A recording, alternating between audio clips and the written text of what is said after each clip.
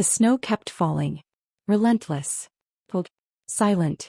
A woman knelt on the frozen ground, a child in her arms and a question in her eyes, one her mouth didn't dare to ask. A prayer sat quietly on her lips. But so did doubt.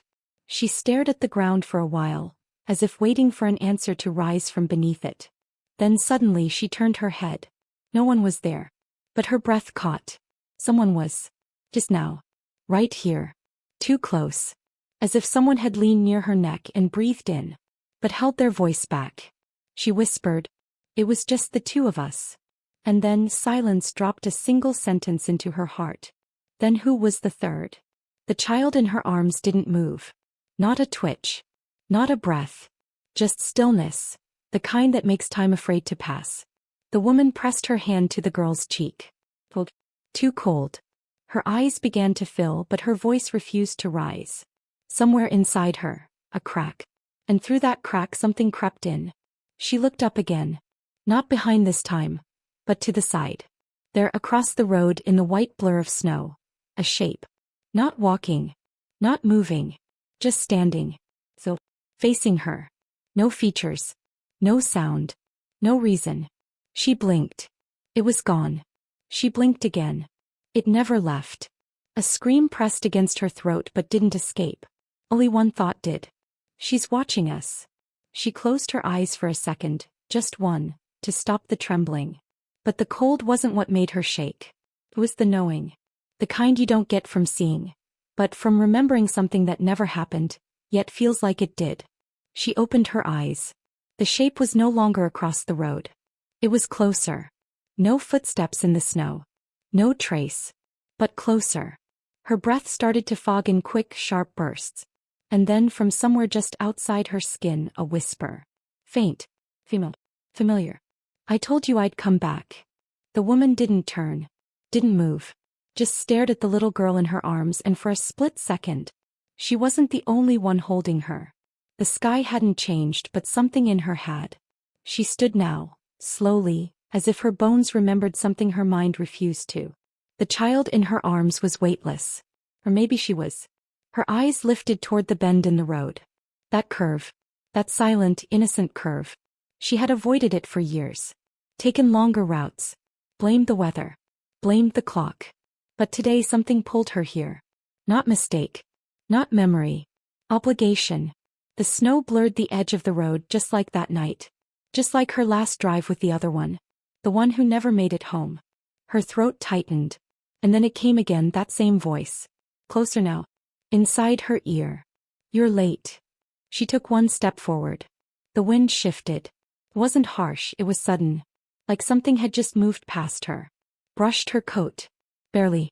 The child in her arms stirred. A twitch. A breath. A moan. She looked down. And that's when it happened. The sound, not the crash, the snap. Like a bone or a promise. The car behind her slid. No warning. No skid. Just motion. Like someone had pushed it. Hard. The wheels lifted from the road. The body tilted. Hung teetered. Then silence. Followed by the long, low groan of metal meeting gravity. She turned, clutching the girl, eyes wide, but what she saw stopped her cold. The back door was open. Swinging slightly. And in the back seat, someone was still sitting. The woman didn't scream.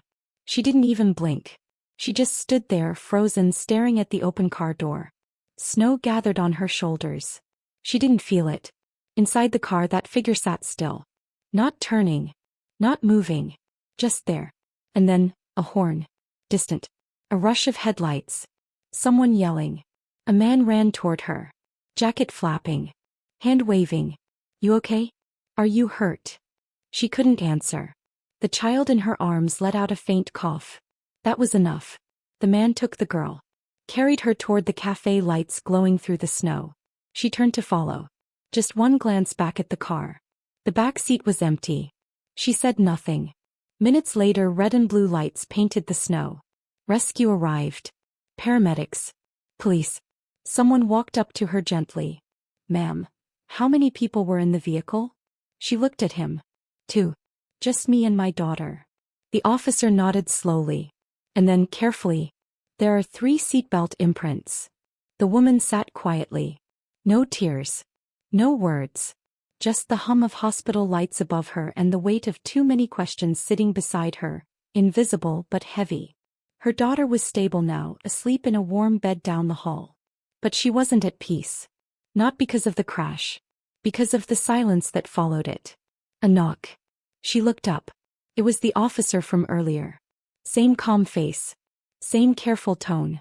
"Ma'am," he said, gently placing a tablet in her hands, "we reviewed your car's dashcam." She didn't move. He tapped the screen.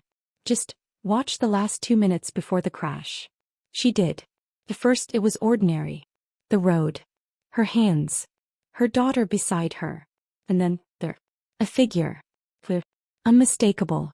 In the back seat. Between the shadows. A woman. Face lowered. Hair covering one side. Breathing visibly. Not blurred. Not imagined. Alive. Sitting there behind her, like she never left.